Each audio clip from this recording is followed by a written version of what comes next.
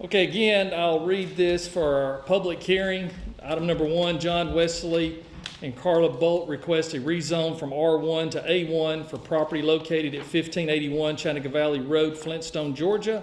Tax map and parcel 0-064-007. First public hearing was on August the 20th at the Planning Commission's office. This was actually tabled at that meeting, and they'll be able to take this action item back up. But since this was advertised in the paper and also on the notice signs that are placed at the property, the big yellow signs, we wanted to go ahead and bring this up tonight in case anyone was here that wanted to speak on the record about this. So is there anyone here tonight that would like to speak on this rezoning request?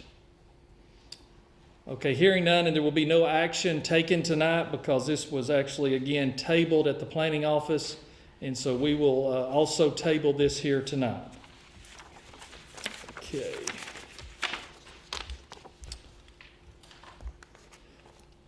All right, it is 6:02 p.m. and we're going to enter into our regular scheduled meeting, being the fourth Thursday in August.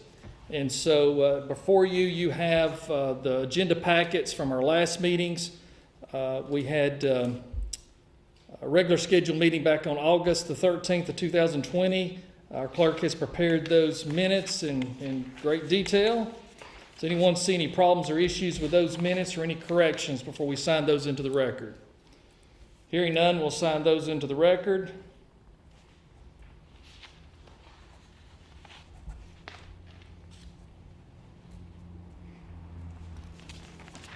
Okay.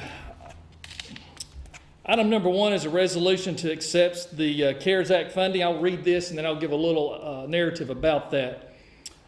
Resolution R-21-20, a resolution of the Sole Commissioner of Walker County to accept CARES Act grant funds, whereas the Sole Commissioner of Walker County is the governing authority of Walker County, Georgia, and whereas the Sole Commissioner desires to accept grant funds available under the Coronavirus Relief Fund created by the CARES Act to be used for authorized expenses related to the COVID-19 pandemic. And whereas the state of Georgia has required that the county enter into a grant agreement setting forth the terms and conditions applicable to the payments and to be dispersed to the counties with terms are in addition to all federal laws and regulation. Now therefore, be it resolved, the Sole Commissioner of Walker County hereby approves an acceptance of said grant funds and the execution of and delivery of the said grant document, acceptance of the payments, including all understandings and assurances contained herewithin. So resolved and adopted the 27th day of August of 2020. So we're going to sign this to receive these grant dollars. This is a pass-through through the state of Georgia of federal funds. In the agenda packet, I believe it's on page 21, yes. Page 21 is a good summary page. The other pages are just all the fine print. But we got a allocation from the federal government that came a pass-through through the state of Georgia. We got an advance payment of 30%, and all cities and all counties across the state of Georgia got an advance payment. And so that advance amount was $837,494.93. Our accounting department has submitted claims against that amount, and those claims were all approved. And so that funding has been cleared and 100% in the county's general fund and has been accepted through the approval process through the state. The remaining amount to get you to the $2,791,649.78, which was the grand total, that difference, we have that in process. We have keyed in everything that we have available to key into the system. There are some things that we cannot key in until September 1st, but we feel that we will be able to claim and be approved for all of those dollars at that just shy of $2.8 million that will come to the county. This was based off of a calculation based off of a census. And so every county, I say everyone, but every county, every city in Georgia was treated fairly and equally based off of the most current census data. So this is another big reason why it's important to have an accurate count of our census, because a lot of funding comes through, and that's one of the fair mechanisms that the federal government or the state government can use to create everyone as equally as possible. So we want to encourage everybody that's watching or is part of this meeting tonight to make sure that you have filled out the census data, and encourage your friends and neighbors to do their census, because it will affect us in our allocation of any funds that would come to our cities or our county over the next 10 years. And so once the data's in, it's good for 10 years. So all the information's there. This was an online document that we had to go ahead and sign online, because nothing could start until this document was signed. And this was sent to us with a short window of opportunity to get this done. And I think it shows in here actually the dates that I signed this. But we could not apply for anything until this was signed. So they sent it to us like on around the 20th, 21st of July. We got it executed on the 24th. Let's see here. Documents e-signed on 7/29. So it came in toward the latter part of the month and signed that. So we wanted to do this resolution tonight to officially accept those dollars. And that's 100% funding. That's not any matching dollars has to put with that. That's 100% funding. The next item on our agenda is a resolution to adopt the Local Maintenance and Improvement Grant, or the LMIG, to assist in the landslide repair on Nickajack Road. Resolution R-22-20, a resolution of the sole commissioner of Walker County to accept a local maintenance and improvement grant, LMIG, to assist with a landslide repair on Nickajack Road. Whereas the sole commissioner of Walker County is the governing authority of Walker County, Georgia, and whereas the Georgia Department of Transportation, GDOT, has approved Walker County's request for funding assistance for the landslide repair on Nickajack Road, and whereas GDOT agrees to commit up to $400,000 or 70% of the project cost, whichever is less, and whereas Walker County has entered into an emergency contract with Geostabilization International to perform the stabilization work on Nickajack Road. Now therefore be it resolved that the sole commissioner of Walker County hereby approves the acceptance of said grant funds and the execution and delivery of said grant agreement, and the acceptance of the payments, including all understandings and assurance contained within. So resolved and adopted the 27th day of August. We'll sign this resolution. As always, our clerk attests to these. Did you do this other one? Okay, I'm sorry, I should give you that, but she'll attest those. And what this is, I will read this, and it's in the packet. This is dated August 13th of 2020 is when we received the approval. It's made out to myself at Walker County Commissioner's Office, funding assistance for Nickajack Road landslide. Dear Mr. Whitfield, Department has approved Walker County's request for funding assistance for the landslide repair on Nickajack Road. The department will commit up to $400,000 or 70% of the project cost, whichever is less.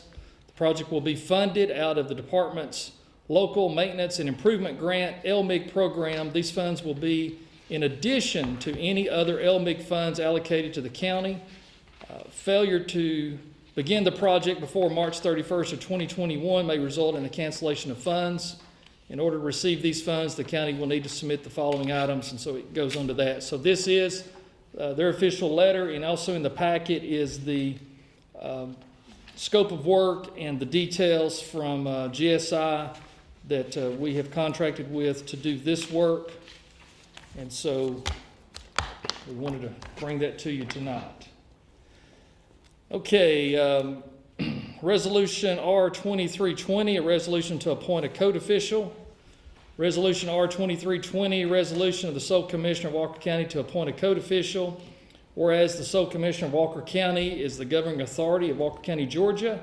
Whereas Walker County adopted the International Property Maintenance Code on February 19th of 2015. And whereas Section 103.2 of the IPMC states that the code official shall be appointed by the chief appointing authority of the jurisdiction. And whereas their existence of a vacancy in the code official position, and whereas Jeff Parker currently serves as the county building inspector.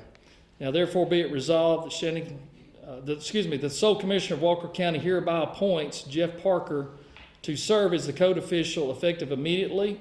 So resolved and adopted the 27th day of August of 2020. So Jeff has done an outstanding job.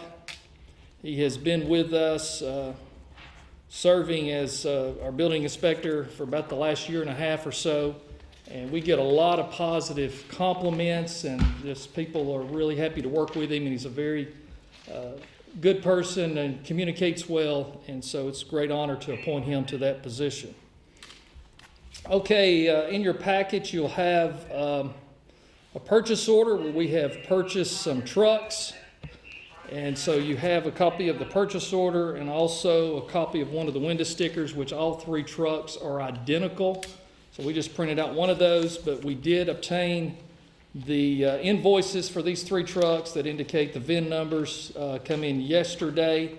So those are attached in the packet, but this was in our budget that we currently have, and these trucks, we're able to pay cash for these, so there's no debt, no liens or anything like that. And so we wanted to bring this forward because any purchase over $15,000 is a capital purchase. We bring forward and show how we're investing those tax dollars so the citizens will know where those dollars are going, or if they see new vehicles up and down the road, they know where we got them, how we got them, and most importantly, how we paid for them. So we've got that, and so we'll sign this purchase order. For those. Okay, at this time we'll officially adjourn our regular scheduled meeting, but we will allow anyone, as we always do, to come to the podium and state their name, and we'll give them up to 5 minutes to talk about things in Walker County. And as always, we ask to limit your comments to county issues and not national issues. And so is anyone at this time that would like to come up and have 5 minutes to speak? Okay, please state your name. If you don't know me, my name's Elliot Pierce, and some of the animal shelter people wanted to be here, but there was an emergency. One of them had a health issue that came up, so I'm going to speak on their behalf. I don't know if you've seen, I'm sure you've seen the open records request that someone submitted for emails, that they're being charged close to about $3,700 for that. The Georgia Supreme Court, in their opinions, have held that excessive fines should be avoided at all costs because it hinders government access and citizen oversight. You yourself, the county was sued for frustration of public records and open records access.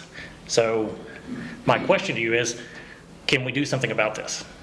They've requested that they have just a meeting with you. All they want is, we can do social distancing. They want to ask you questions and receive honest answers. We want to get access to records without having to pay thousands of dollars. So the request that you're referring to, when we looked into the database and saw, I think there was over 3,000 email records, then our county attorney would have to review all of those. You're incorrect on that. So we took and just figured a 1 minute average per email to review those. And so that's how that calculation was done. And since the county attorney is the one that needs to review those, and that was figured at his wage. I would encourage you to look at the Attorney General's website. They actually have stated that you shouldn't bring in the county attorney unless there's a question. You use the lowest paid qualified employee that's been trained in the Open Records Act and in records management, which I don't believe anyone in the county has. You use that person to review the records. If there's a question, then and only then do you bring in the county attorney for an opinion. You don't use the county attorney to fulfill the entire process. And that's according to the Attorney General. Okay, we'll look into that. What about the public hearing that they've asked for? It's a huge issue. You've got a tremendous amount of citizens that just want to ask questions. That's all they want, is just to sit here and have a back and forth discussion. I'll come and help moderate it if that's, because you and I are sort of getting along better now, so. I'm not aware of you say public hearing. I'm not aware. Well, they just want to have a discussion with you, a Q&A session. Yeah. I did have a conversation briefly in person yesterday with Patty Bryant, who's one of the ones you're speaking of. Yes. And asked her to submit me the documents so we can review them in advance and look at them so we'll be prepared, and to give me a list of who she wants to attend. Okay. All right. All right, thank you. All right, is anyone else that would like to speak?